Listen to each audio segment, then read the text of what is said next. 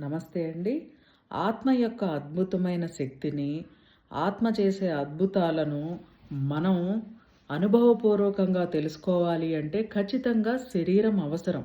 ఈ శరీరాన్ని మరణించే వరకు బలంగా ఉంచుకోవాల్సిన బాధ్యత ఎవరికి వారిదే. మనం భూమి మీదకు వచ్చిన తర్వాత ప్రకృతికి విరుద్ధంగా జీవించకూడదు, పక్క వాళ్ళకి హాని చేయకూడదు. అలాగే ఫండమెంటల్ రైట్ కోరికలు కోరుకోవడం.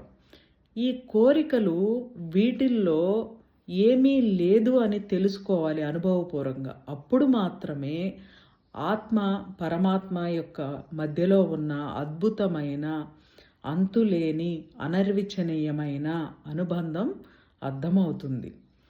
సో, ఆత్మ, పరమాత్మ యొక్క మధ్యలో ఉన్న అద్భుతమైన ప్రేమానుబంధాన్ని మనం చవిచూడాలి అనంటే ఖచ్చితంగా శరీరాన్ని కాపాడుకోవాలి, ధ్యానము చేయాలి. థ్యాంక్ యూ అండి.